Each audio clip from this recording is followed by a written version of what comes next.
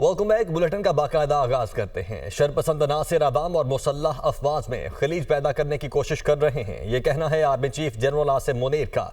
Army chief general Syed Asim Munir की यौम आज़ादी पर रिटायर्ड फौजी अफसरान के एजाज में इस्तकबालिये से गुफ्तगू। कहा, रिटायर्ड क़यादत पाकिस्तान की तरक्की के लिए अहम किरदार अदा करती रहे। रिटायर्ड फौजी अफसरान और जवानों और कौम की गैर मुतज़ल्ज़िल हिमायत से ऐसी कोशिशों को नाकाम बनाया जाएगा। ISPR के मुताबिक आर्मी चीफ ने जाली खबरों और प्रोपेगेंडे के खतरात पर भी बात की। चैलेंजेस से निबर्द आज़मा होने के लिए मुत्तहिद रहने की जरूरत पर जोर दिया। मुल्क के तहफ़्फ़ुज़ के लिए रिटायर्ड फौजी जवानों और अफसरानों के किरदार को सराहा। तकरीब में रिटायर्ड फौजी अफसरान और जवानों की बड़ी तादाद ने शिरकत की। रिटायर्ड अफसरान की खिदमत को खराज तहसीन भी पेश किया गया। यौम आज़ादी पर army chief general Asim Munir ने रिटायर्ड फौजी अफसरान के एहसास में इस्तकबालिया दिया। ISPR के मुताबिक साबिक अफसरान से गुफ्तगू में आर्मी चीफ ने मुल्क के तहफ़्फ़ुज़ के लिए रिटायर्ड फौजी जवानों और अफसरानों के किरदार को सराहा। जनरल आसिम मुनीर ने चैलेंजेस से नबर्द आज़मा होने के लिए मुत्तहिद होने की जरूरत पर जोर दिया। आर्मी चीफ ने जाली खबरों और प्रोपेगेंडा के खतरात पर भी बात की। उनका कहना था, शरपसंद अनासिर अवाम और मुसल्लह अफवाज में खलीज पैदा करने की कोशिश कर रहे हैं। रिटायर्ड फौजी अफसरान और कौम की गैर मुतज़ल्ज़िल हिमायत से ऐसी कोशिशों को नाकाम बना दिया जाएगा। ISPR के मुताबिक रिटायर्ड अफसरान और जवानों ने पाक फौज की क़यादत पर एतमाद और यकीन का इजहार किया। रिटायर्ड क़यादत ने बैरूनी और दाखिली सिक्योरिटी को दरपेश खतरात से निपटने के लिए मुकम्मल हिमायत का यकीन दिलाया। ISPR के मुताबिक तकरीब का मकसद पाक फौज की हाजिर और रिटायर्ड क़यादत में मजबूत ताल्लुक को जाहिर करना था। रिटायर्ड अफसरान और जवान मुल्क की खुशहाली और सलामती के लिए मुत्तहिद हैं। बानी PTI के लिए सहूलतकारी का इल्जाम, मजीद 2 अफराद को हिरासत में ले लिया गया। हिरासत में लिए गए अफराद में जेल असिस्टेंट नाज़िम, साबिक डिप्टी सुप्रिटेंडेंट जफर शामिल। अडियाला जेल से हटाए गए डिप्टी सुप्रिटेंडेंट मोहम्मद अकरम से हासिल मालूमात की बुनियाद पर मजीद 6 मुलाजमीन से पूछताछ की जाएगी। बानी PTI को खिलाफ ज़ाबिता फ्राहम सहूलियात पैगाम रसानी पर जेल इंतजामिया की मीटिंग आज होने का इम्कान बताया जा रहा है। हमें बयानात देते हुए इंतहाई एहतियात से काम लेना चाहिए। नवाज शरीफ की मुस्लिम लीग नून के मुशावरती इजलास में रहनुमाओं को हिदायत। कहा, मुल्क को नुकसान पहुंचाने वाले अफराद को सपोर्ट करने वालों का एहतसाब जरूरी होना है। हमें कारकर्दगी के साथ साथ अवामी मसाइल को ज्यादा फोकस रखना है। हम दुरुस्त सिमत की तरफ चल पड़े हैं। इस वक्त एस्टेब्लिशमेंट के साथ खड़े हैं, उनके तमाम फैसलों का एहतराम करते हैं। इसी पर बात करेंगे। ब्यूरो चीफ लाहौर हसन रजा हमारे साथ मौजूद हैं। हसन रजा, आगाह कीजिएगा, इजलास में मजीद क्या हिदायत दी गई हैं?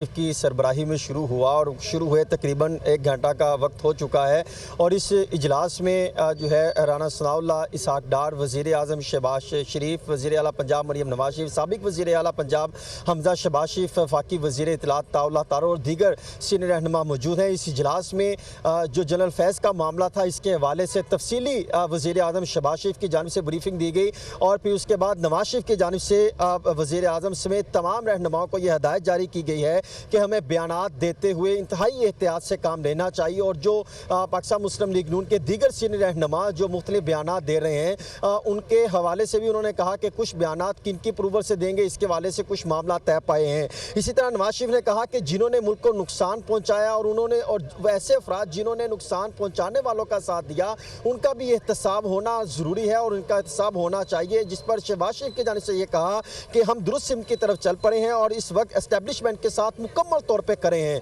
उन्होंने कहा कि हम उनके तमाम फैसलों का एहतराम करते हैं, हम उनके तमाम पॉलिसियों के साथ भी इत्तफाक करते हैं। ये मिलकर मुशावरत हुई, इसके बाद फैसले लिए गए।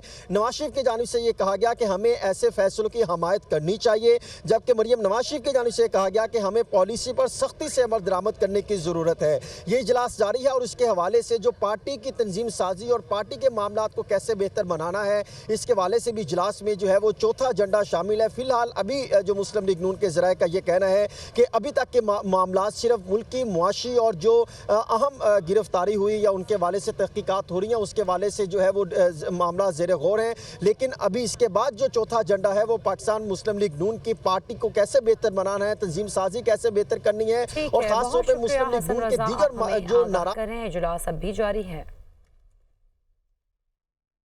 और नाज़िम 9 मई के वो हदफ दिए गए थे। वज़ीर दिफा ख्वाजा आसिफ की जानिब से ये दावा किया गया है। 9 मई में बाजवा, फैज़ हमीद और बानी PTI भी मुलव्विस है। जब तक सपोर्ट ना हो 9 मई जैसा वाक़या नहीं किया जा सकता, ऐसा कहना था ख्वाजा आसिफ का। फैज हमीद का सियासत में रोल रहा है। फैज हमीद के तहरीक इंसाफ से राबते थे। जनरल बाजवा बानी पीटीआई का सियासी गॉड फादर था। इमरान खान का जो पॉलिटिकल गॉड फादर था, यो या बाजवा साहब थे या फैज साहब थे। आप कह सकते हैं कि बाजवा साहब जो पॉलिटिकल गॉडफादर थे और ये इनका पॉलिटिकल चाचा था इमरान खान साहब का फैज जो है। ये जो पॉलिटिकल सियासी रिश्तेदारी जो थी तीन लोगों की, उसमें जो है मुल्क में जो कुछ 4 साल में 5 साल में हुआ, जहां जो है जिसमें 9th May is the main thing, you know, जो उसमें बाजवा साहब भी रिस्पॉन्सिबल है, उसमें टोटली रिस्पॉन्सिबल है, टोटली कल्पेबल जो है वो फैज साहब भी हैं, and obviously Imran Khan was the ultimate beneficiary in that. Speaker Punjab assembly Malik Ahmad Khan ने कहा है कि कमर जावेद बाजवा ने दौरा अमेरिका में तौसीए की तरदीद की थी। जिन तारीखों का हवाला ख्वाजा आसिफ ने दिया, उन दिनों कमर बाजवा का दौरा अमेरिका हुआ था। उनकी बदनीयती होती तो उनके पास ऑप्शंस मौजूद थे। वो आर्मी चीफ की तैनाती के लिए सीनियरिटी को हर हाल में मद्देनजर रख रहे थे। मेरिट पर 5 लोगों के नाम की लिस्ट आई, मोस्ट सीनियर को तैनात किया गया। मजीद उन्होंने क्या कहा, ये देखते हैं। जिन तारीखों का हवाला ख्वाजा साहब प्रोग्राम में दे रहे हैं, उनमें गालिबन उन्हीं दिनों में जनरल बाजवा का एक सितंबर, जुलाई एंड और सितंबर के महीने का एक दौरा है अमेरिका का। उसमें जनरल बाजवा क्लियरली सेड कि मैं कोई एक्सटेंशन नहीं ले रहा। उसके बाद मेरी क्योंकि कभी जनरल बाजवा से सियासी बातचीत कम होती थी, इस कॉन्टेक्स्ट में ये नहीं हो सकता कि एक ऐसा आदमी जिसने वो नाम भेजने हैं, अगर उनकी कोई बदनीति होती या उनकी कोई ऐसी बात होती है जिसमें वो अपनी कोई चॉइस डिक्टेट कर रहे होते, तो उसमें शायद उनके पास मेरी समझ के मुताबिक और मेरी इन्फॉर्मेशन के मुताबिक और मेरी कुछ बातचीत के मुताबिक भी कुछ उनके पास ऑप्शंस थे। अगर वो कोई इल मोटिव प्ले करना चाहते, मेरिट को इंश्योर ना करना चाहते, ज़ाती याद अल्लाह दोस्ती न्याजमंदी का एक तल्लुक था जो कल भी था, जो आज भी है, और मैं अपने हदूदों के यूद को जानने वाला आदमी हूँ। जो लिस्ट आई मेरिट पे, जो एट अबव 5 नेम्स थे, वो 5 नाम आए, उनमें से जो सीनियर मोस्ट था गवर्नमेंट ने तैनात कर दिया।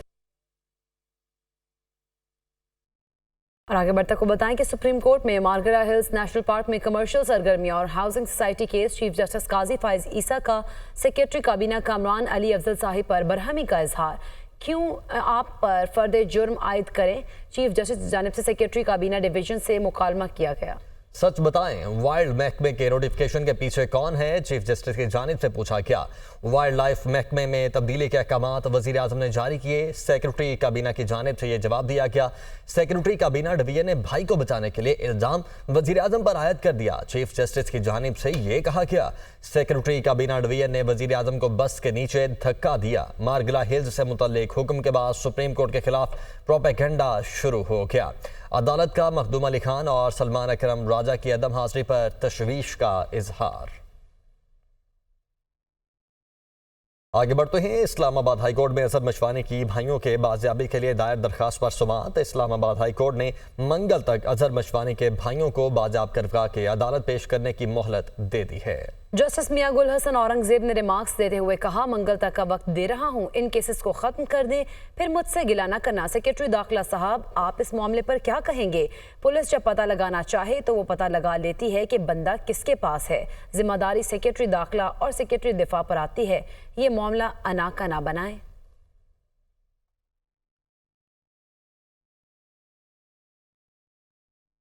Welcome back. बिजली तकसीम कार कंपनीज का फरसुदा निज़ाम 2022 और 2023 की आउट रिपोर्ट में अरबों रुपए के नुकसान का इंकशाफ हुआ है। ये ऑडिट रिपोर्ट सामने आई है जिसमें 8 कंपनीज की ट्रांसमिशन और डिस्ट्रीब्यूशन लॉसेस से अरबों रुपए का नुकसान हुआ है। और इसी ऑडिट रिपोर्ट के मुताबिक ट्रांसमिशन एंड डिस्ट्रीब्यूशन लॉसेस से 11 अरब 60 करोड़ यूनिट्स ज़ाया हुए हैं। रिपोर्ट में यह इंकशाफ हुआ है। सबसे ज्यादा यूनिट लॉसेस पेस्को के रहे हैं। 132 अरब रुपए का नुकसान हुआ। इसी पर बात करेंगे। जिशान यूसुफजई हमारे साथ मौजूद हैं। जिशान, आगाह कीजिएगा, रिपोर्ट में मजीद क्या इंकशाफात सामने आए? देखिए इकरा, ये ऑडिट रिपोर्ट ने जो तकसीम कार कंपनियां हैं उनकी जो लॉसेस है उसका बांडा फोड़ दिया है। और ये ट्रांसमिशन और डिस्ट्रीब्यूशन लॉसेस है जिसकी वजह से 11 अरब से ज़ायद यूनिट जो है वो ज़ाया हुए हैं। और इसकी वजह से कौमी ख़जाने को 196 अरब रुपए से ज़ायद का नुकसान हो चुका है। और ये अब की बात नहीं है, ये लॉसेस जो है इसका मामला गुज़िश्ता साल भी उठाया गया था, लेकिन ये लॉसेस जो है उसी से कम होने के बजाय बढ़ गए हैं। और साल 2022-23 में जो ये लॉसेस है ये 54 अरब 61 करोड़ यूनिट्स जो है इसमें इजाफा हुआ है और इस पर कोई पेशरफ्त नहीं हुई है। और सबसे ज़्यादा जो लाइन लॉसेस है, जो ट्रांसमिशन एंड डिस्ट्रीब्यूशन लॉसेस है, वो पेस्को के है, जिसकी वजह से 132 अरब रुपए का नुकसान कौमी ख़जाने को हुआ है। इसके साथ साथ 8 तकसीम कार कंपनियाँ हैं, जिसमें हेस्को है, लेस्को है, मैपको है, इनकी लॉसेस है 8 तकसीम कार कंपनियों की। और अब तक इस पर कोई पेशरफ्त नहीं हुआ। हम बिजली की जो पैदावारी कंपनीज है, जो पावर प्लांट्स है, वो तो लगाते रहे हैं, लेकिन जो बिजली का तरसीली और तकसीमी निज़ाम है, तो बजाय इसके केस पर इन्वेस्ट किया जाए, इससे जो है अरबों रुपए का लॉस होता रहा है। इसके साथ साथ ये सिर्फ लॉसेज है, जो टेक्निकल लॉसेज जिसे कहा जाता है, जो बिजली की चोरी है वो इससे अलग है। और यूँ मजमूई तौर पर कोई 600 अरब रुपए का नुकसान जो है वो पावर सेक्टर उठा रहा है। और ऑडिट रिपोर्ट में ये कहा गया है कि ये मामला पावर जो मिनिस्ट्री वज़ारत तवानैन के साथ उठाया गया, लेकिन इस पर अभी तक कोई पेशरफ्त नहीं हुआ और लॉसेज में मुसलसल इजाफा हो रहा है। और इसकी सिर्फ और सिर्फ एक वजह है कि जो ट्रांसमिशन और डिस्ट्रीब्यूशन सिस्टम है वो बोसीदा हो चुका है। ठीक है, बहुत शुक्रिया ज़ीशान यूसुफ ज़ई, अब हमें आगाह कर रहे थे।